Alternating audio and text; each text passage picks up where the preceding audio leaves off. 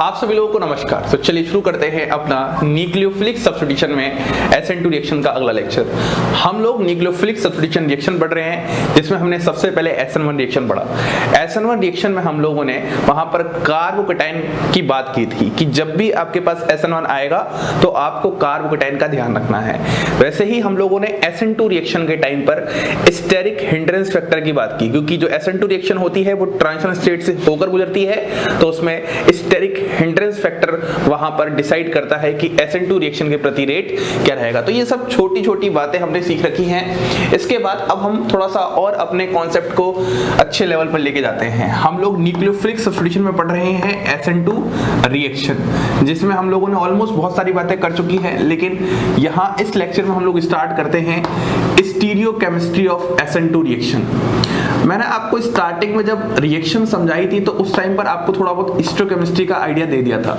एक बार मैं फिर से आपको समझाता हूं और फिर इसी ही चीज को रिएक्शन से रिलेट करता हूं कि आखिरकार आपको रिएक्शन में किस तरीके से स्टीरियोकेमिस्ट्री का रोल देखने को मिलने वाला है। और मैं फिर बोल रहा हूं, जितना स्टीरियोकेमिस्ट्री का रोल SN1 में नहीं होता, उससे ज्यादा स्टीरियोकेमिस्ट्री का रोल SN2 में ज्यादा होता है। ऐसे ही मैं आपको एलिमिनेशन रिएक्शन पढ़ाऊंगा, जितना ज्यादा रोल इवन रिएक्शन में नहीं देखने को मिलेगा स्टीरियोकेमिस्ट्री का, उससे ज्यादा E2 रिएक्शन में स्टीरियोकेमिस्ट्री का रोल देखने को मिलने वाला है। तो आपका स्टीरियोकेमिस्ट्री का पोर्शन थोड़ा अच्छा होना चाहिए। और जैसे ही मैं नाम ले रहा हूं तो आपको घबराने की बिल्कुल भी जरूरत नहीं है। जो जो बातें मैं बताते जा रहा हूं उन बातों को बहुत ही ध्यान से सुनकर कॉन्सेप्ट्स में अप्लाई करना होता है। तो शुरू करते हैं। देखो, हम लोग यहाँ पर रिएक्शन समझते हैं और उस रिएक्शन के टाइम पर ही मैं समझाऊंगा कि हो क्या रहा है। आपके पास यहाँ पर क्या था, यहाँ पर कुछ इस तरीके से X था और यहाँ पर आपने कुछ एक ऐसा मॉलिक्यूल बनाया था, ठीक है।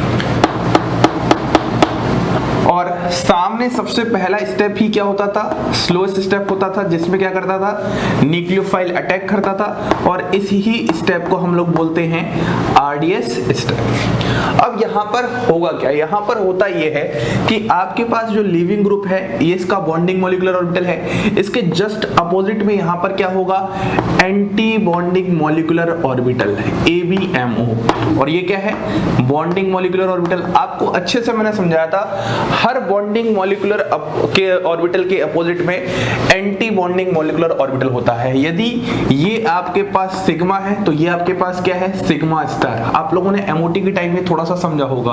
तो ये जो न्यूक्लियोफाइल है, ये न्यूक्लियोफाइल क्या करता है, यहां से बैक साइड अटैक करता है।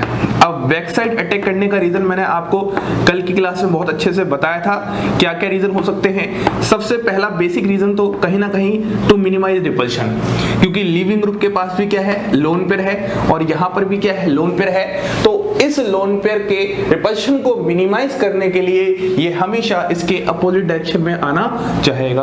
अब अगर ये अपोजिट डायरेक्शन में आ रहा है तो यहाँ पर आपके पास एक ट्रांजिशन स्टेट देखने को मिलने वाला है, और वो जो ट्रांजिशन स्टेट है आपके पास कुछ ऐसा बन जाएगा। यहाँ पर C और NU ये जस्ट एक दूसरे के क्या होंगे, अपोजिट होंगे, और ये वाला कॉन्सेप्ट आपका एज इट इज ऐसा ही बना रहेगा। तो आपको ट्रांजिशन स्टेट में यहाँ पर TBP ज्योमेट्री देखने को मिलने वाली है। TBP का फॉर्मेशन होता है ट्रांजिशन स्टेट में। ये सारी बातें कल हमने की थी। इंपॉर्टेंट बात है कि आखिरकार स्टीरियोकेमिस्ट्री का कॉन्सेप्ट इसमें क्या है, देखो, और इसको हम ऐसे डिनोट करते हैं। ये वाली बात समझ में आ रही है। अब यहाँ पर होगा क्या, ये वाली जो बॉन्ड है, ये वाली बॉन्ड क्या हो रही है, ब्रेक हो रही है, और यहाँ पर ये वाली जो बॉन्ड है, ये वाली बॉन्ड क्या हो रही है, फॉर्म हो रही है। एक ऐसा स्टेप जहां पर साइमल्टेनियसली बॉन्ड ब्रेकिंग और बॉन्ड फॉर्मेशन हो, उसी को हम बोलते हैं ट्रांजिशन स्टेट का फॉर्मेशन हो रहा है। या फिर ये जो मैकेनिज्म है, ये मैकेनिज्म कंसर्टेड मैकेनिज्म है। कंसर्टेड मैकेनिज्म का मतलब क्या होता है, थोड़ा सा याद रखिएगा, जहां पर simultaneous bond formation and bond breaking होता है। Simultaneous bond formation and bond breaking. इतनी बात समझ में आ रही है। अब हम थोड़ा सा आगे बढ़ते हैं। तो यहाँ पर एक समय ऐसा आएगा जहां पर ये वाली बॉन्ड पूरी की पूरी टूट जाएगी और ये वाली बॉन्ड यहाँ पर बन जाएगी। तो आपके सामने जो यहाँ पर प्रोडक्ट का फॉर्मेशन होगा, उस प्रोडक्ट का फॉर्मेशन कुछ ऐसा होगा। यहाँ पर CH, यहाँ पर आप ऐसे दिखा सकते हो H और यहाँ पर आपके पास क्या आ जाएगा, NU आ जाएगा। तो ये आपके पास यहाँ से इससे प्रोडक्ट का फॉर्मेशन हुआ है। जरा आप ध्यान से देखोगे तो जो लीविंग ग्रुप था वो पहले कहाँ मौजूद था, ऊपर की तरफ। आप समझ सकते हो तरीके से। देखो भाई ध्यान समझना, ये जो ज्योमेट्री है ये आपके पास sp3 हाइब्रिडाइज है तो टेट्राहेड्रल है, ठीक है, जो कि ये दोनों बॉन्ड प्लेन पे दिखा रही। और यहाँ पर जो आपके पास न्यूक्लियोफाइल है जस्ट उसके अपोजिट समझ में आ रहा है। मतलब यहाँ से यहाँ क्या हो रहा है, अगर मैं arrangement of atom in space देखता हूँ तो मैं बोलूंगा इन्वर्जन हो रहा है। ठीक है, आ रही बात समझ में। इन्वर्जन का मतलब ही क्या होता है, इन्वर्जन का मतलब होता है उसकी कनेक्टिविटी से ध्यान रखना है। यहाँ पर आप बहुत सारी चीजों से कंफ्यूज हो जाओगे, तो उस कंफ्यूज को हटाना है। पहले क्या कॉन्सेप्ट समझना है कि जहां पर आपके पास कनेक्टिविटी इस तरफ थी, अब आपके पास कनेक्टिविटी ऑफ न्यूक्लियोफाइल के जस्ट अपोजिट है। इसी का मतलब इन्वर्जन होता है। देखो दो टर्म होते हैं, अभी समझाता हूं मैं। ये इन्वर्जन होता है और इस इन्वर्जन को हम लोग बोलते हैं वॉल्डन इन्वर्जन। तो अगर मैं SN2 रिएक्शन की स्टीरियोकेमिस्ट्री की बात करता हूं तो हम इसमें बोला करेंगे इसमें वॉल्डन इन्वर्जन देखने को मिलता है। अब मैं आपको यहाँ पर दो टर्म को बहुत अच्छे से क्लियर करता हूं। नोट में हम लोग यहाँ पर दो टर्म समझेंगे। पहला टर्म होता है हमारे पास रिटेंशन ऑफ कॉन्फ़िगरेशन, और जो दूसरा टर्म होता है वो हमारे पास होता है इन्वर्जन ऑफ कॉन्फ़िगरेशन। इसको मैं बहुत ही सरल भाषा में समझाना चाहता हूं, ध्यान सुनना। देखो रिटेंशन का मतलब ये होगा जहां पर आपके पास लिविंग ग्रुप है और जो न्यूक्लियोफाइल आएगा तो लिविंग ग्रुप और न्यूक्लियोफाइल क्या होंगे, सेम पोजीशन पर होंगे। मतलब जहां से न्यूक्लियोफाइल लीव करेगा वहीं पर जहां से लिविंग ग्रुप लीव करेगा वहीं से न्यूक्लियोफाइल आकर वहां पर क्या कर जाएगा, जुड़ जाएगा। लेकिन अगर मैं इन्वर्जन की बात करता हूं तो हम बोलेंगे कि जो लिविंग ग्रुप और न्यूक्लियोफाइल होंगे वो क्या होंगे, अपोजिट पोजीशन पर होंगे जब हम वहां पर सबस्ट्रेट और प्रोडक्ट को गौर से देखेंगे। बस यहां पर इस बात का ध्यान देना है। अब यहां पर जो एक जनरली कंफ्यूजन आता है उस कंफ्यूजन को मैं बताऊंगा, लेकिन उससे पहले एक सिंपल सा मैं एग्जांपल लेता हूं। एग्जांपल आपके पास कुछ ऐसा है, मैं यहां पर एक सिंपल सा एग्जाम्पल लेता हूं। आपके पास यहाँ पर क्या है, OH माइनस है और यहाँ पर क्या है, Ci है, यहाँ पर H और H। ये आपके पास एक रिएक्शन है। ठीक है, इसको मैं थोड़ा और अच्छे से दिखा दिया है। वैसे तो अगर आपके पास ऐसे लिखा हो तो आप समझ जाइएगा कि यहाँ पर SN2 रिएक्शन ही होगी, क्योंकि हमने कल बात की थी ये जो सबस्ट्रेट है वो सबस्ट्रेट क्या है, 0 डिग्री सबस्ट्रेट है, और 0 डिग्री सबस्ट्रेट क्या प्रेफर करते हैं, SN2 रिएक्शन प्रेफर करते हैं। तो यहाँ पर क्या होगा, ये जो OH माइनस होगा इसके बैक साइड अटैक करेगा इसके एंटी बॉन्डिंग में और यहाँ से इस लिविंग ग्रुप को लीव कर जाएगा। तो आपके पास फॉर्मेशन क्या हो जाएगा, आपके पास फॉर्मेशन हो जाएगा CH3OH। क्या आपको पॉइंट समझ में आ रहा है? मतलब यहाँ पर इन्वर्जन ऑफ कॉन्फ़िगरेशन हुआ है। अब ये जो इन्वर्जन ऑफ कॉन्फ़िगरेशन है इतना अच्छे से समझ में नहीं आएगा, बस आप यहाँ पर ये ध्यान दो कि पहले जो आपके पास लिविंग ग्रुप जिस साइड में जुड़ा था, जो न्यूक्लियोफाइल आकर जुड़ा है वो उसके जस्ट क्या है, अपोजिट पोजीशन पर आकर जुड़ा है। इसको हम एक एग्जांपल से और समझने की कोशिश करते हैं। वो एग्जांपल हमारे पास क्या है, वो एग्जाम्पल हमारे पास कुछ ऐसा है। यहाँ पर हम लोगों ने क्या ले लिया, Br ले लिया, यहाँ पर हमारे पास CH3 है, यहाँ पर हमारे पास Et है और यहाँ पर H है, और हम यहाँ पर ले लेते हैं NaI in presence of acetone. ये है हमारे पास। ठीक है, आपको ये रिएक्शन करना है, बहुत ध्यान से सुनिएगा। एक एग्जांपल हमने ये वाला लिया है। ठीक है, अगर आपको ये रिएक्शन करनी है तो इस रिएक्शन को कैसे करोगे, सिंपल सी बात है सर। इस रिएक्शन को हम कैसे करने वाले हैं, यहां से NaI से क्या आने वाला है, I माइनस आने वाला है, क्योंकि Na प्लस I माइनस होता है।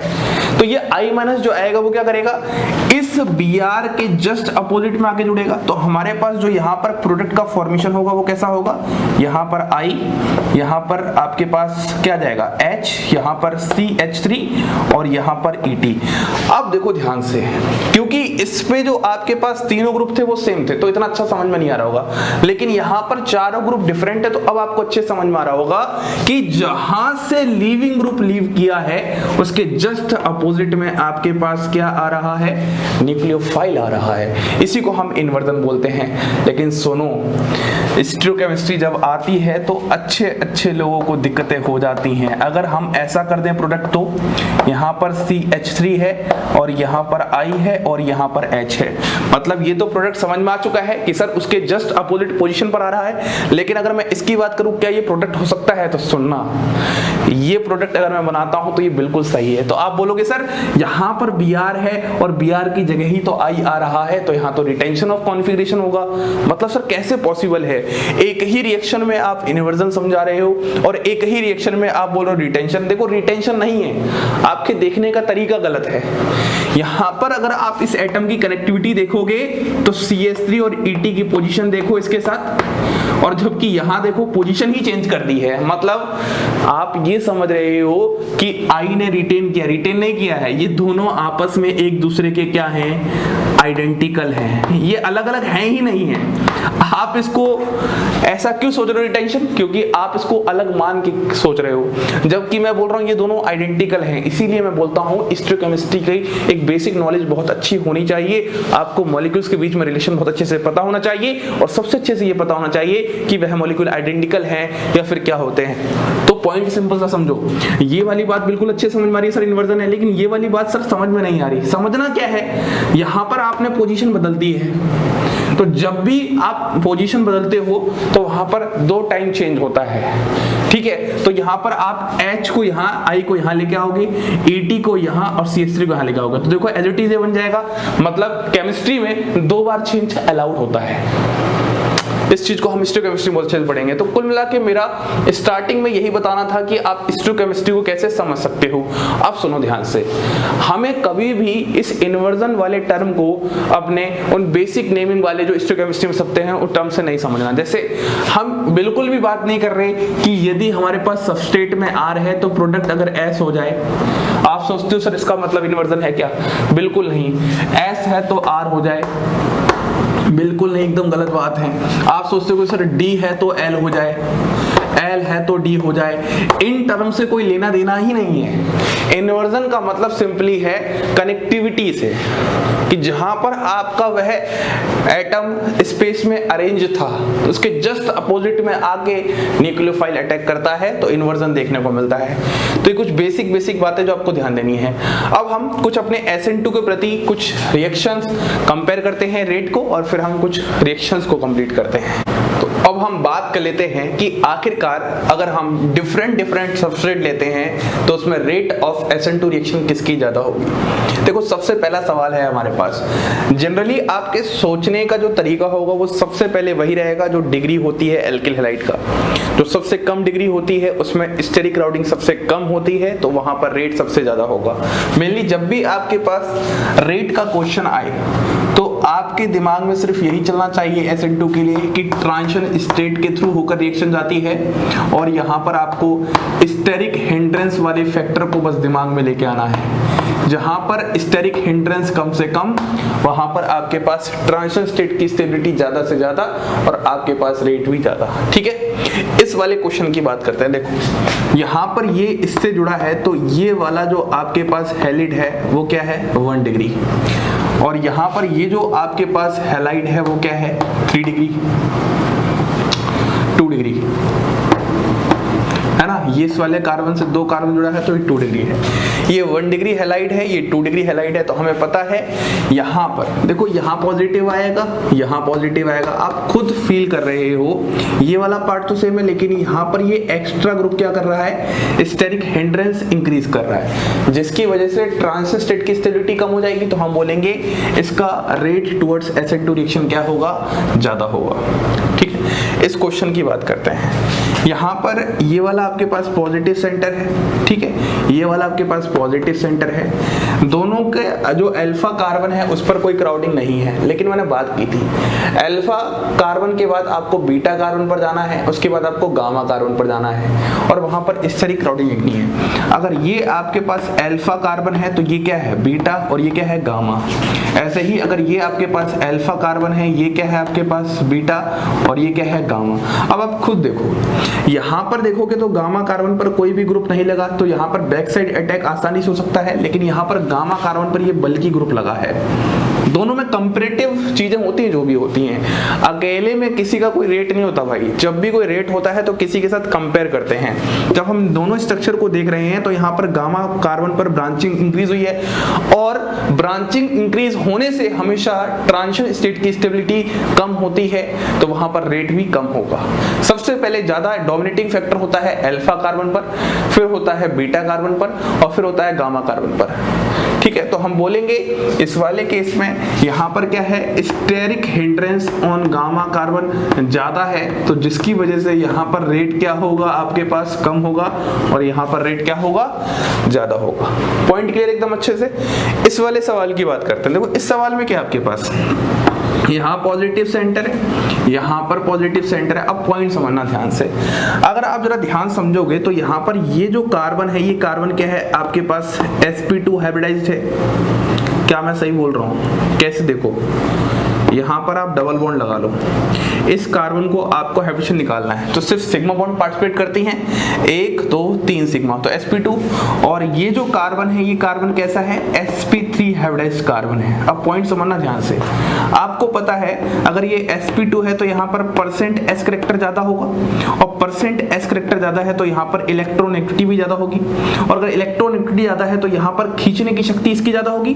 तो हम बोलेंगे ये वाला जो ग्रुप है, ये वाला जो ग्रुप है, ये क्या लगा रहा है यहाँ पर, -I लगा रहा है। पॉइंट समझना ध्यान से, अगर यहाँ पर -I लगा रहा है तो इस कार्बन पर पॉजिटिव आएगा।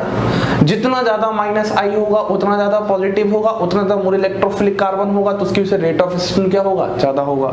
तो मैं यही समझा रहा हूं कि इन दोनों में अगर मैं कंपेयर करता हूं तो यहाँ पर पॉजिटिव सेंटर ज्यादा डेवलप होगा, क्योंकि यहाँ पर ये -I लगा रहा है ये वाला ग्रुप। तो हम एक पॉइंट समझ सकते हैं कि जो भी इलेक्ट्रॉन विड्रॉइंग ग्रुप होते हैं, अगर वो किसी अल्फा कार्बन से जुड़े होते हैं तो वहां पर रेट ऑफ SN2 रिएक्शन क्या होता है, इंक्रीज ही होता है।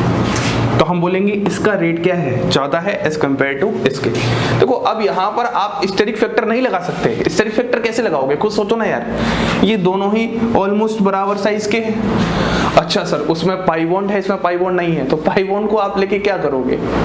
तो इसलिए आपको यहाँ पर कॉन्सेप्ट लगाना है इंडक्टिव इफेक्ट का, जो कि -I। जितना ज्यादा -I, चलो मैं इसमें समझाता हूँ, एज इट इज ऐसा ही एक्सप्लेनेशन है अगले 2-3 सवालों में। कैसे, ये देखो ये दोनों चीज आपके सामने है। यहाँ पर अगर आप इस पार्ट को जरा ध्यान से देखोगे तो ये आपका sp2 हाइब्रिडेशन है, मतलब विनाइल ग्रुप है, तो यहाँ पर इसका -I लगेगा। मानते हो इस बात को? अगर -I लगेगा तो इस पर पॉजिटिव चार्ज सेंटर क्या होगा, ज्यादा डेवलप होगा, तो इसकी इलेक्ट्रोफिलिसिटी क्या होगी, इंक्रीज होगी, तो इसका रेट टुवर्ड्स SN2 रिएक्शन क्या होगा, इंक्रीज होगा।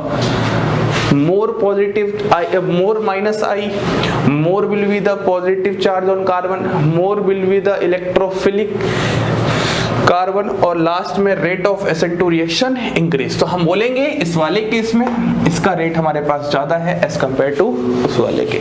इसमें भी एज इट इज यही बात है, इसको ध्यान देखो, यहाँ पर ऑक्सीजन है जो कि क्या लगा रहा है, -I लगा रहा है, तो पॉजिटिव सेंटर डेवलप होगा, ये वाला हो गया। लास्ट वाला तो सदाबहार है, इसका नाम ही होता है अल्फा हैलोजनेटेड कार्बोनिल। ये तो मैंने आपको बहुत अलग से डिटेल में बता ही दिया था, बाकी मैं इसको एक बार डिटेल में बताऊंगा जब मैं क्वेश्चन सीरीज लेकर आऊंगा, तो उसमें इसका बहुत बढ़िया से एक्सप्लेनेशन दूंगा MOT अप्रोच के साथ। ठीक है, ये वाली बात होगी। तो यहाँ पर इसका रेट तो ज्यादा ही होता है, इवन 1 लाख टाइम्स फास्टर होता है ये तो आप इस पॉइंट को याद रखो, तो जनरली आपके क्वेश्चन हो जाएंगे। बाकी आप जो नॉर्मल क्वेश्चन है वो तो आसानी से कर सकते हैं, कुछ स्टैंडर्ड क्वेश्चन थे जो कि आपको मुझे करवाने थे। अब हम थोड़ा सा आगे बढ़ते हैं, जहां पर हम कुछ कंप्लीट करेंगे रिएक्शंस को SN2 वाली, और थोड़ा सा दिमाग में लेके आएंगे कि ये SN2 रिएक्शन ही क्यों है। याद करो जब मैंने आपको SN1 पढ़ाया था तो मैं बस ये बोलता था आपको रिएक्शन कंप्लीट नहीं करनी, उससे पहले ये सोचना है ये SN1 ही क्यों है।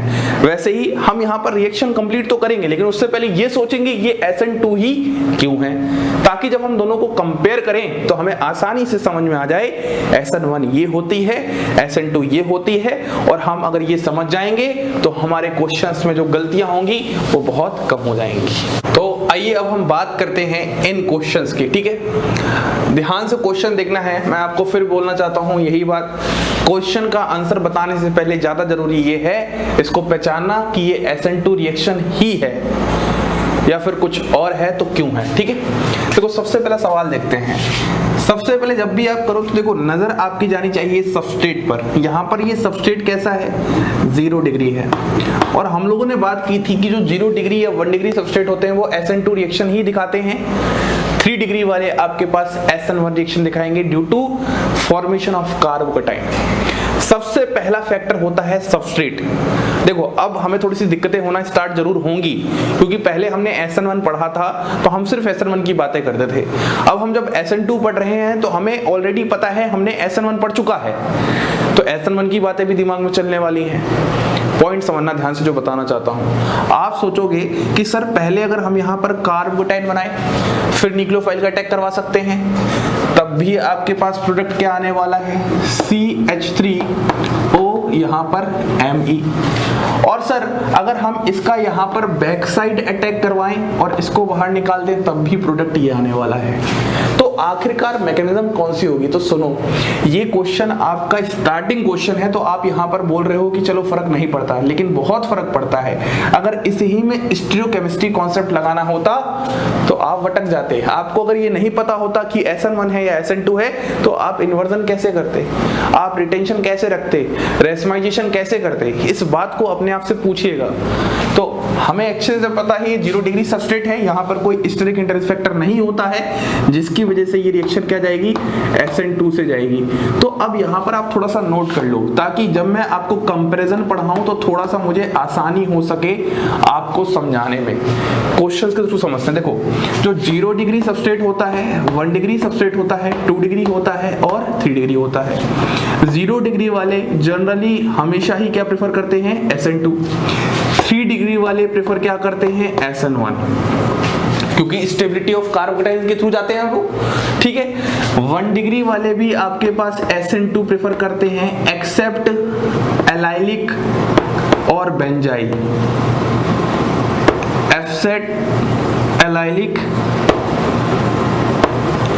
एंड बेंजाइलिक सबस्ट्रेट, या हैलाइड बोल सकते हो आप सबसे बढ़िया तो। और 2 डिग्री वाले जो है वो SN1 भी कर सकते हैं, SN2 भी कर सकते हैं। अब इस वाले केस में हमें डिसाइड करना होता है न्यूक्लियोफाइल और सॉल्वेंट से। पॉइंट समझ रहे हो। तो मतलब कहीं ना कहीं कोई भी क्वेश्चन को करने में जो आपके इंपॉर्टेंट रोल प्ले करने वाले हैं, एक तो आपके पास ये प्ले करेगा सबस्ट्रेट, रोल ऑफ सबस्ट्रेट, और एक इंपॉर्टेंट रोल प्ले करता है न्यूक्लियोफाइल एंड सॉल्वेंट। ठीक है, बहुत हद तक समझ में आएगा। तो solvent, polar protic solvent SN1 को फेवर करता है और पोलर एप्रोटिक सॉल्वेंट SN2 को फेवर करता है। इतनी गहराई के साथ कोई भी नहीं बताता, लेकिन मैं आपको बस ये चाहता हूं आप जो सीखो मुझसे वो खुद इस तरह से सीखो कि आने वाले समय में जितना भी आप हार्ड पढ़ो वो आपको बहुत अच्छे से समझ में आए। आप क्लेडन भी पढ़ोगे ना तो आपको एक एक बात बहुत अच्छे से समझ में आने वाली है, क्योंकि आपका जो कोर कॉन्सेप्ट है, बेसिक बातें हैं, वो बहुत अच्छे से आपको मैं सिखा रहा हूँ और ये बहुत जरूरी भी हैं। और मेरे टाइम पे सच बताऊं यहीं पर दिक्कतें भी होती थी कि हम SN1 SN2 पढ़ लेते थे लेकिन आइडेंटिफाई आज तक नहीं कर पाते थे कि SN1 कौन सा था, SN2 कौन सा था, और हम लोग खो जाते थे कि हमने रिएक्शन कर चुका है। रिएक्शन करना जरूरी नहीं है, आप रिएक्शन उस ही से क्यों कर रहे हो ये जरूरी है, नहीं तो कोई अच्छा सा सवाल आएगा आप वहां अटक जाओगे।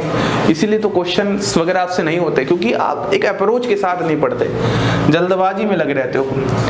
कॉन्सेप्ट्स को टाइम दो, सीखो। क्या सिखाना चाहता है कोई भी क्वेश्चन, हर एक क्वेश्चन को सिखाना चाहता है। इसीलिए ऑर्गेनिक केमिस्ट्री में आप कितने भी कॉन्सेप्ट क्यों ना पढ़ लो, जब तक आप बेहतरीन तरीके से क्वेश्चंस को अप्रोच करना नहीं सीखोगे, अच्छे क्वेश्चंस नहीं करोगे, बढ़िया से आप टेस्ट प्रैक्टिस नहीं करोगे, तब तक चीजें नहीं आएंगी। सिंपल सी बात है यार, सिंपल सी पॉइंट। यूट्यूब पे इतने सारे लेक्चर्स पड़े हुए चैनलों पे, ठीक है, वो बात अलग है कंप्लीट कहीं भी नहीं है, लेकिन फिर भी पढ़े तो हुए हैं। तो क्या वो सीखने से आपकी ऑर्गेनिक केमिस्ट्री अच्छी हो चुकी है? नहीं, मुझे तो नहीं लगता। अगर अच्छी हो जाती तो शायद से आप मेरे लेक्चर्स अभी नहीं देख रहे होते, है ना। तो बस सिंपल पॉइंट यही है, एक पूरा का पूरा क्या होता है, स्टेप बाय प्रोसेस होता है। सबसे पहले कॉन्सेप्ट पढ़ो, बेहतरीन क्वेश्चंस करो, उस क्वेश्चंस में अपने अप्रोच को लेके आओ जो आपने कॉन्सेप्ट्स में पढ़े हैं, और फिर टेस्ट प्रैक्टिस करो, उससे आपका कुछ एक अच्छे लेवल पे चीजें आएंगी। ठीक है, बात समझ में आ गई। तो अब हम थोड़ा आगे बढ़ते हैं। ये क्वेश्चन सबको समझ में आया? हमें लग तो रहा है ये SN1 से भी जा सकता है, लेकिन भाई SN1 से नहीं लेके जाओगे, SN2 से ही जाएगा। इसको हम अभी कंपैरिजन जब करेंगे ना SN1 SN2 का, जस्ट नेक्स्ट लेक्चर में, तब बात करूंगा मैं, ठीक है। इस वाले क्वेश्चन की बात करता हूं, देखो ध्यान समझना। यहाँ पर आपके पास पॉजिटिव सेंटर है, बिल्कुल सही बात है, और ये आपके पास क्या है, एक तरीके से 1 डिग्री ही हैलाइट बोल सकते हो। लेकिन यहाँ पे जरा ध्यान दो, यहाँ पे जरा अगर आप न्यूक्लियोफाइल देखोगे तो यहाँ पर क्या आ रहा है, SH-, और सबसे इंपॉर्टेंट जो रोल प्ले कर रहा है वो सॉल्वेंट है, और ये सॉल्वेंट कौन सा है, पोलर एप्रोटिक सॉल्वेंट। और आपको मैंने बताया था पोलर एप्रोटिक सॉल्वेंट क्या फेवर करते हैं, SN2 रिएक्शन फेवर करते हैं। तो यहाँ पर आपके पास SN2 रिएक्शन होगी। अब सुनो, ये जो न्यूक्लियोफाइल होगा यहाँ पर अटैक कर देगा और जुड़ जाएगा, मतलब यहाँ पर कुछ भी रीअरेंजमेंट का भी फंडा नहीं लगने वाला है। लेकिन अगर यही SN1 होती तो आप पहले पॉजिटिव बनाते, रिंग एक्सपेंशन करवाते, पॉइंट समझ रहे हो, 6 मेंबर्ड रिंग बनाते, फिर वर्कअप करवा के कुछ बना रहे होते। लेकिन ये SN2 थी तो ये 5 मेंबर्ड रिंग 5 मेंबर्ड ही बनी रहेगी। देखो कितना प्यारा कॉन्सेप्ट है। इसीलिए मैं बोलता हूं आपको बिल्कुल अच्छे से पता होना चाहिए कि कौन सी रिएक्शन SN1 से जा रही है और कौन सी रिएक्शन SN2 से जा रही है, क्योंकि आपके थोड़े से कॉन्सेप्ट को अच्छे से ना समझने की वजह से इसका प्रोडक्ट कुछ और होगा। ठीक है, इस क्वेश्चन की बात करते हैं। यहां पर सबस्ट्रेट देख ही लिया हमने, ठीक है, 1 डिग्री टाइप है। यहाँ पर आपके पास क्या है, KCN है, और साथ में एसीटोन भी है। ये भी आपके पास पोलर एप्रोटिक होते हैं। पोलर एप्रोटिक में 2-3 याद रखो, एक तो DMSO होता है, एक DMF होता है, और एक एसीटोन होता है।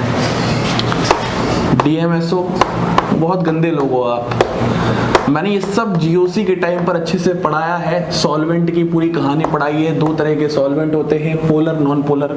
पोलर में भी 2 तरह के होते हैं, पोलर एप्रोटिक, पोलर प्रोटिक, है ना। तो ये पोलर एप्रोटिक क्या फेवर करेगा, यहाँ पर SN2 रिएक्शन प्रेफर करेगा, बिल्कुल सही बात है। SN2 अगर प्रेफर कर रहा है तो ये जो CN- होगा वो कहाँ से अटैक करेगा, बैक साइड अटैक करेगा, और इस I को क्या कर देगा, बाहर निकाल देगा। और यहाँ पर आपके पास क्या आ जाएगा, Me, यहाँ पर आ जाएगा आपके पास H, यहाँ पर CN और यहाँ पर D। तो अगर आप जरा ध्यान से देखोगे तो यहाँ पर क्या देखने को मिल रहा है, पहले I जहाँ पर था उसके जस्ट अपोजिट में क्या आ रहा है, CN। तो इन्वर्जन देखने को मिल रहा है। तो मैं फिर यही बोलना चाहूंगा, यदि आपको नहीं पता ये रिएक्शन SN2 है और अगर आप SN1 से करवा रहे हो, कैसे करवाओगे खुद सोचो, करवा लेते एक बार यार, दिल की पूरी चीजें पूरा करते हैं, मतलब कोई कसर ना रह जाए। I है, इसको बाहर निकाला, पॉजिटिव बनाया, पॉजिटिव पे आपने न्यूक्लियोफाइल का अटैक करवाया, तो वहीं पर तो न्यूक्लियोफाइल लगा दोगे। कौन सा इन्वर्जन का फंडा आपने लगाया, और आंसर हो गया गलत। यही चीजें हैं जो आपको इस स्टार्टिंग क्वेश्चन के सेशन से सीखना है मेरे। अभी हम इंडिविजुअली चीजों को पढ़ रहे हैं। SN1 पढ़ रहे हैं तो अच्छा लग रहा है, SN2 पढ़ रहे हैं तो अच्छा लग रहा है, लेकिन जब अगला लेक्चर आएगा SN1 SN2 थोड़ी सी दिक्कतें होंगी, और वो दिक्कतें जहां से स्टार्ट होंगी आप समझ जाइएगा आप सीखने की कोशिश कर रहे हो और कुछ आ जाएगा नया सीखने को लिए, ठीक है। और टेंशन मत लो यार, मैं हूँ, बहुत अच्छा सिखाऊंगा, ठीक है, कोई दिक्कत नहीं होने वाली। तो हर एक चीज को अपन एकदम सिस्टमेटिक वे लेके चलेंगे, ठीक है। मैं डरा नहीं रहा, ज्यादा नहीं कुछ नहीं बोलूंगा। यहाँ देखो 4th वाले क्वेश्चन की बात कर रहे हैं। इस वाले क्वेश्चन में हम लोग क्या करेंगे, देखो यहाँ पर आयोडीन है, बिल्कुल सही बात है। अब यहाँ पर आपके पास 2 रिएक्शन है, ध्यान देखना। ये आपके पास एक्वस AgNO3 है, हाँ जी सर। पहले तो सबस्ट्रेट देख लो एक बार। अब यार देखो, सबस्ट्रेट को दिल पे मत ले लेना, अगर कभी 1 डिग्री में SN1 हो जाए तो दिल पे मत लेना। उसके पीछे दुनिया में सिर्फ एक चीज नहीं होती, बहुत सारी क्या होती है, ताकतें होती हैं, बहुत सारे फैक्टर्स होते हैं। तो उस समय के साथ साथ सीखेंगे हम लोग, है ना। एक मैंने ये जनरल आइडिया दे दिया आपको कि इसको दिमाग में रखोगे तो हो जाएगा। तो ये सबस्ट्रेट तो आपका 2 डिग्री है, तो यहाँ SN1 SN2 दोनों ही हो सकते हैं, लेकिन यहाँ देखो एक्वस है, ये पोलर क्या है, प्रोटिक सॉल्वेंट है, तो यहाँ पर रिएक्शन कौन सी होगी, SN1। यहाँ पर क्या है, कंसंट्रेटेड NaOH। देखो यहाँ पर सॉल्वेंट को नहीं किया, लेकिन यहाँ पर साफ साफ बोल रहा है ये जो न्यूक्लियोफाइल है वो क्या है, स्ट्रॉन्ग न्यूक्लियोफाइल। और याद करो, स्ट्रॉन्ग न्यूक्लियोफाइल SN2 रिएक्शन को ही फेवर करता है। ये छोटे छोटे पॉइंट जरूर हैं, लेकिन बहुत इंपॉर्टेंट पॉइंट हैं, किसी को भी नहीं आते। तो SN1 का प्रोडक्ट आप बना लोगे, पहले यहाँ पर क्या करोगे, प्लस बनाओगे, रिंग एक्सपेंशन करवाओगे, करवा के ऐसे अपने आप खुद ट्राई करना है, और लास्ट में OH लगाओगे, क्योंकि यहाँ से एक्वस AgNO3 से क्या निकल के आएगा, OH- निकल के आएगा। एक्वस यार वाटर है, तो OH लगा दोगे। इसको आप खुद करोगे यार, SN1 रिएक्शन है, मैं नहीं बता रहा। इसकी देखो, इसकी खत्म हो गया। यहाँ पर तो सीधा प्रोडक्ट आपके पास ऐसा आ जाएगा, यहाँ पर आ जाएगा OH। एकदम क्लियर पॉइंट है, कोई दिक्कत नहीं आ रही है। यहाँ पर कोई रिंग एक्सपेंशन नहीं है भाई, यहाँ पर कोई रीअरेंजमेंट नहीं है, ये SN2 रिएक्शन है, ये बस आपको पहचानना आना चाहिए बहुत अच्छे से। No rearrangement take place. इस वाले क्वेश्चन की बात करते हैं। ये तो यार पूछो ही मत, क्या क्वेश्चन था, आप चौंक जाओगे, बोलोगे सर क्या बताना क्या चाहते हो सर। देखो यहाँ पर जो, अगर मैं इसकी बात करता हूं तो इसको हम लेट सपोज R मानते हैं। यहाँ पर आपके पास क्या है, R है, ठीक है, कॉन्फ़िगरेशन ले लिया, RS नेमिंग की बात कर रहा हूं। तो ये जो O- है वो इस Me पर बैक साइड अटैक कर रहा है, बिल्कुल सही बात है। तो पहले जहां पर I था उस I के जस्ट अपोजिट में कर रहा है, और यहाँ पर क्या जाएगा, यहाँ पर आ जाएगा CH3, यहाँ पर आ जाएगा PH और यहाँ पर आ जाएगा H। लेकिन अब आप इसको और इसको जरा ध्यान से देखो, क्या इसमें कोई इन्वर्सन हुआ है क्या? ये अभी भी R है तो इसमें हम बोलेंगे रिटेंशन हुआ है। तो दिल पे मत लो यार, मैं फिर बोल रहा हूँ, ये SN2 रिएक्शन है, लेकिन SN2 में भी रिटेंशन देखने को मिल रहा है। उसका रीजन क्या है? क्योंकि यहाँ पर जो इस बार अटैकिंग रिजेंट है उसमें आपके पास क्या मौजूद था, कायरेलिटिक तरीके से आप बोल सकते हो, ठीक है। थोड़ा सा एडवांस लेवल की बातें हैं तो ध्यान रखना। SN2 में इन्वर्जन ही होता है, लेकिन यहाँ रिटेंशन में क्यों बोल रहा हूँ, इस अटैकिंग रिजेंट को ध्यान में रखकर बोल रहा हूँ। सबस्ट्रेट को देखोगे तो अब हुआ ही क्या है, इन्वर्जन ही हुआ एक तरीके से। I जहां पर मौजूद था उसके जस्ट अपोजिट में दिखाया है, ठीक है। तो कभी कभी जो दिखता है वो होता नहीं, और जो होता है वो दिखता नहीं। यही लाइन में बोलता हूँ हमेशा स्टीरियोकेमिस्ट्री के लिए, और यही करती है यार दिक्कतें, ठीक है। कुछ और क्वेश्चंस ट्राई करते हैं। तो अब हम कुछ इन क्वेश्चंस को देखते हैं। अभी तक हमने जो बात की है आपको समझ में आ ही चुका होगा कि हमें कैसे प्रैक्टिस करनी है क्वेश्चंस की। देखो क्वेश्चन नंबर 6 की बात करते हैं कि आखिरकार 6th क्वेश्चन में किस तरीके से हमें करना है। तो हमें पता है ये हमारे पास सामने क्या है, 0 डिग्री सबस्ट्रेट है, और सामने हमारे पास क्या है, सारे के सारे न्यूक्लियोफाइल के सोर्स हैं। तो बस अगर एक एग्जांपल में समझाऊं, यहाँ पर Na-N3 है, तो यहाँ से आपके पास क्या आ जाएगा, N3 माइनस आएगा, बैक साइड अटैक करेगा, Br को बाहर करेगा, और आपके पास बन जाएगा CH3 और यहाँ N3। बात समझ में आ रही है? ऐसे ही आपको सारे प्रोडक्ट बनाने हैं, खुद ट्राई करना है, बहुत सरल है, बहुत सिंपल है। इसकी बात करते हैं। देखो ये इंटरेस्टिंग है, यहाँ पर आपके पास जो सबस्ट्रेट है वो भले ही क्या है, 2 डिग्री है। अब KSH है, यहाँ पर सॉल्वेंट भी मेंशन नहीं किया, लेकिन आपके पास न्यूक्लियोफाइल है। अब मैं आपको जब कंपैरिजन सिखाऊंगा तो कंपैरिजन के टाइप जब मैं न्यूक्लियोफाइल की बात करूंगा तो वहां पर मैं एक वर्ड यूज करूंगा, हार्ड एंड सॉफ्ट कॉन्सेप्ट। अगर जब हार्ड और सॉफ्ट कॉन्सेप्ट की मैं बात करूंगा तो उस वाले केस में हमें वहां पर ये पता चलेगा, ये जो हमारे पास है ये क्या है, सॉफ्ट न्यूक्लियोफाइल है। और जो सॉफ्ट न्यूक्लियोफाइल होते हैं वो हमेशा क्या फेवर करते हैं, SN2 रिएक्शन प्रेफर करते हैं। इसकी बात हम करेंगे नेक्स्ट लेक्चर में बात करेंगे, अभी बस आप ये समझ जाओ, ठीक है। सॉफ्ट का मतलब क्या होता है, क्यों ऐसा होगा, ये सारे सवाल बताऊंगा, लेकिन अभी बस आप ये समझ जाओ आंसर ऐसा आएगा। पहले किस पे था, वेज पे था, अब किस पे हो जाएगा, डैश पर, क्योंकि आपको इन्वर्जन ऑफ कॉन्फ़िगरेशन दिखाना है, और यही तरीका होता है इन्वर्जन ऑफ कॉन्फ़िगरेशन दिखाने का। फिर सुनो, सबसे पहले आपको रिएक्शन को आइडेंटिफाई करना है, और इसको याद कर लो, ये आपके पास SH माइनस सॉफ्ट न्यूक्लियोफाइल है। रीजन बताता हूँ, सॉफ्ट का मतलब होता है जहां पर नेगेटिव चार्ज की स्टेबिलिटी ज्यादा हो, तो वहां पर नेगेटिव सेंटर थोड़ा सा कम जनरेट होगा, सॉफ्ट होगा। तो ये SN2 रिएक्शन को प्रेफर क्यों करता है, इसको मैं नेक्स्ट लेक्चर में समझाऊंगा डिटेल में, एकदम अच्छे में, ठीक है। तो यहाँ पर आपके पास ये बन जाएगा। इस क्वेश्चन की बात करते हैं। देखो एक तो यहाँ Br है और यहाँ Cl है, ये Br तो निकल ही नहीं सकता क्योंकि यहाँ पर ये डबल बॉन्ड जाके पार्शियल डबल बॉन्ड कैरेक्टर होगा, और हमने पढ़ा है जो भी हमारे पास एराइलिक हैलाइड होते हैं वो न्यूक्लियोफिलिक सब्स्टिट्यूशन रिएक्शन नहीं देंगे, और हमने बात भी की थी ये SN2 रिएक्शन दिखा नहीं सकता, और यहाँ से हमारे पास होगी ही क्या, SN2 होगी। इसको न्यूक्लियोफाइल को देख के पता चल चुका है, अभी बात की थी मैंने, और आपके इस पॉजिटिव सेंटर पर अटैक कर देगा। तो आपके पास फाइनली प्रोडक्ट क्या जाएगा, यहाँ पर Br रहेगा और यहाँ पर क्या जाएगा, SH। बहुत सिंपल है। इस क्वेश्चन की बात करते हैं। देखो यहाँ पर NaI in presence of acetone है, तो हम यहाँ पर SN2 रिएक्शन की बात करेंगे। एक्चुअली जो इस रिएक्शन का नाम होता है, कोई भी एल्किल हैलाइड, अगर लिख देता हूँ मैं, कोई भी एल्काइल हैलाइड अगर NaI एसीटोन की प्रेजेंस में आता है तो आपके पास Ri बनता है, और ये जो रिएक्शन होती है ये SN2 मैकेनिज्म होती है हमेशा, और यहाँ पर इस रिएक्शन का नाम होता है फिंकलस्टीन रिएक्शन। दो रिएक्शन होती हैं, एक होती है स्वार्ट्ज रिएक्शन और एक होती है फिंकलस्टीन रिएक्शन। तो ये है आपके पास एक फिंकलस्टीन रिएक्शन। स्वार्ट्ज रिएक्शन जो होती है वो वहां पर SN1 रिएक्शन होती है। देखो मैं यहाँ पर स्वार्ट्ज रिएक्शन भी लिख देता हूँ। ये आपके पास क्या है, फिंकलस्टीन रिएक्शन है। स्वार्ट्ज रिएक्शन की बात करते हैं, वहां पर क्या होता है, RX होता है in presence of AgF, catalysis का काम करेगा। तो यहाँ पर एल्काइल फ्लोराइड का फॉर्मेशन होता है और ये रिएक्शन का जो मैकेनिज्म होगा वो क्या होगा, SN1 होगा। आपको बताया था मैंने, यहाँ से आपके पास क्या आएगा, Ag+ आएगा और Ag+ हैलोजन कैरियर होते हैं। तो ये जो भी आपके पास कैटालिसिस का काम करेंगे लुईस एसिड टाइप का, वो SN1 रिएक्शन दिखाएगा और इस रिएक्शन का नाम होता है स्वार्ट्ज रिएक्शन। 12th क्लास में आपने फर्स्ट चैप्टर हेलोएल्केन हेलोरीन में इन रिएक्शंस को पढ़ा होगा, फिंकलस्टीन रिएक्शन, स्वार्ट्ज रिएक्शन। ठीक है, यहां पर बात करते हैं, बहुत सिंपल है, Br के जस्ट अपोजिट में आ जाएगा I, तो क्या आंसर आ जाएगा CH3, यहां पर H I, बाकी एज इट इज हमारे पास कॉन्सेप्ट ऐसा रहेगा।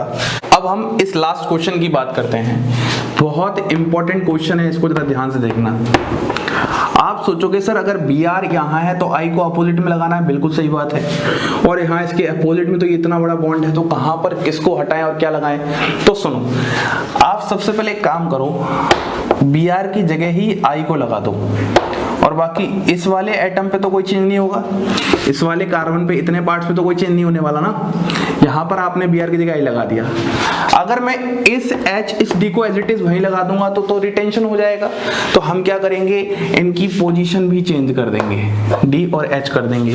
तो अब इन्वर्जन समझ में आ रहा है। अभी आपको स्टोइकोमेट्री की नॉलेज ज्यादा नहीं है, कोई टेंशन वाली बात नहीं है, मैं जो सिखा रहा हूँ वो सीखो। देखो अगर Br किसी और जगह होता, जैसे यहाँ होता तो हमने यहाँ लगा दिया, यहाँ होता तो यहाँ लगा देते, ऐसा कर देते। लेकिन अब Br यहाँ है तो अब हम ऐसे बॉन्ड तोड़ को यहाँ तो बीच में लगा नहीं सकते।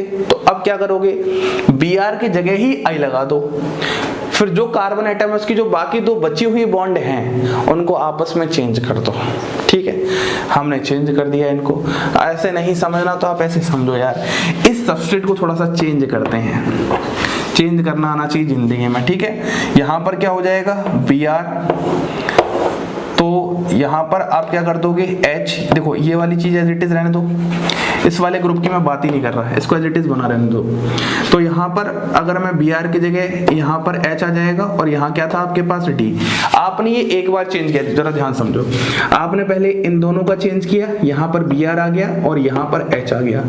आप जब एक बार चेंज करते हो तो वहां पर मॉलिक्यूल बदल जाता है, तो इसलिए हमेशा दो बार चेंज करना होता है, और दो बार चेंज करने से आपके पास मॉलिक्यूल वही रहेगा। तो यहाँ पर Br आ जाएगा, यहाँ पर D आ जाएगा, यहाँ पर H, और बाकी एज इट इज आपके पास ये लगा रहेगा HD और यहाँ पर CH3। अब इस वाले मॉलिक्यूल में आप रिएक्शन करवा सकते हो, इसकी कैसे करवाओगे, Br की जगह यहाँ क्या आ जाएगा, I आ जाएगा, सिंपल बात है। तो आंसर हो जाएगा लास्ट में फाइनली D, यहाँ पर I, यहाँ H, HD, CH3। Point clear एकदम अच्छे से। अगर आपको इस तरीके से समझ में नहीं आ रहा तो आप पहले इसको चेंज करो इस तरीके से। और हमेशा याद रखना, जब भी मॉलिक्यूल को आपको आइडेंटिकल बनाना है तो हमेशा इवन चेंज अलाउड होते हैं, ऑड चेंज कभी भी अलाउड नहीं होते। रीजन क्या होता है, ऑड चेंज से वहां पर मॉलिक्यूल बदल जाता है। इतने सारे क्वेश्चन समझ में आए, बढ़िया से SN2 रिएक्शन समझ में आया, सारी बातें क्लियर एकदम अच्छे से, कोई दिक्कत नहीं है। तो यही सब बातें बहुत अच्छे से रिवाइज करो। तो अब एक बार फिर से आपको SN1 पढ़ना है, दोबारा से SN2 पढ़ना है, और दोनों की बातों को दिमाग में लेके आओ, ताकि मैं जब कंपैरिजन लेक्चर लेके आऊं तो आपके दिमाग में एकदम अच्छे से चलना चाहिए। और जो नेक्स्ट लेक्चर है वही सबसे इंपॉर्टेंट लेक्चर है, क्योंकि सारी बातें मैं आपको वहीं ज्यादा सिखाऊंगा, वहीं पर आपको सिखाऊंगा क्वेश्चन और कैसे अच्छे से करोगे। इसी के साथ आप सभी लोगों को धन्यवाद।